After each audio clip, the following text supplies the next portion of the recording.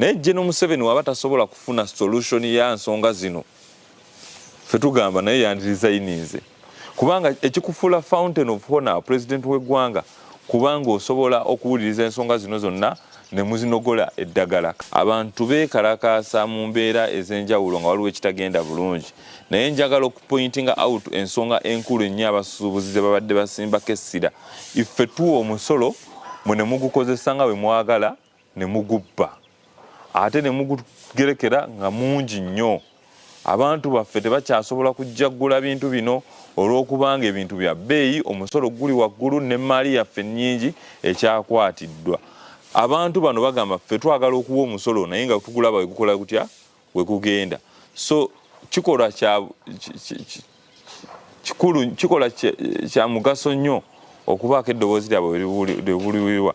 Naye General Museveni waba tasobola kufuna solution ya nsonga zino ffe tugamba naye yandiresigninze kubanga ekikufuula fountain of honor president w'eggwanga kubanga osobola okuwuliriza ensonga zino zonna ne muzinogola eddagala. Kati guno omulundi gwakubiri ng'ayongerayo olukiiko lwe babadde balina okubeera n'abasuubuzi. Ffe tugamba nti General Museveni emirimu gimulemye.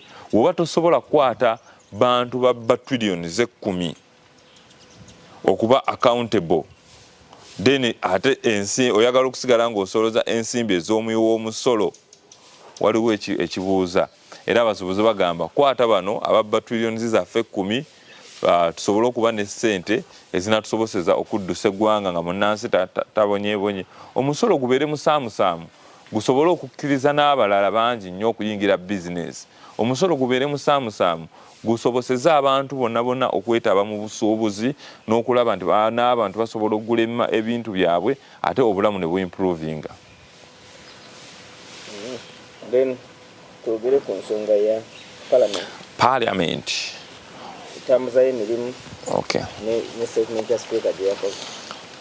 Okusookera ddala kikyamu abantu okuba nga bavuddeyo ne bagamba nti ffe tulwanisa nguzi olw'obulyanke obugenda mu maaso oba nkozesa enkyamu y'ensimbi y'omuwi w'omusolo mu Parliament.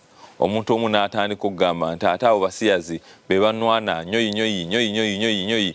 Ffe tugamba nedda trillions 10 zibula, sente zizze zibula, ensimbi y'omusolo ebula, abantu bali mu kufa mu malwaliro.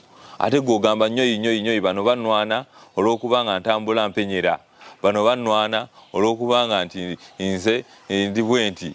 Abantu bagamba oli mu kifo, oli mu ofiisi ey'obuvunaanyizibwa, obuvunaanyizibwa buno bukulemye era twagala olw'ensonga zino na zino Parliament esobole okwogera ku nguzi naye kinogere n'eddagala mwe mutandika okwekwasa ebintu eby'enjawulo. Ebyo byonna kuwuddiisa bannayuganda ke babadde babawuddiisizaamu ebbanga lino lyonna. Vaayo ogambe tukkiriza debate ku floor ya Parliament twogere ku nsonga zino we ziba nkyamu wennyonnyoleko ensi ekutegeere nti munnange babadde bakuwaayira, we ziba ntuufu era n'ensi egukusalire nti munnange ensimbi z'omuwi w'omusolo obadde ozikozesa bubi ate awo etteeka ligende mu maaso likole kye lirina okukola kubanga lirina procedures. Omuntu bw'aba muzudde ng'akoleseza bubi office agirekulira n'agivaamu. So tulekeraawo okulimba bannayuganda nti abo abavubuka banoonya byabwe, abo abavubuka balina bafujjirira ensimbi. Tutunyuulire ffe ku Parliament abamaze emyezi 7 nga tusaba ensonga y'enguzi naddala mu kitongole ekyaffe tugyogereko egaanyi. Tetwetaaga kulinda mikono 177 okuwera nti waliwo amaloboozi agadifaringa mu Parliament. Twetaaga omubaka wa Parliament omu kye tubadde tukola okuvaayo najja n'ayogera ku nsonga ne tugamba let us make it a debate if others are interested in. Twandibadde tetwetaaga nti kusooka kusonda emikono giweze twogere ku nsonga ya commission. Kitegeeza nti space eri limited naddala ku bantu abalina obuvunaanyizibwa iffe gye tukolera.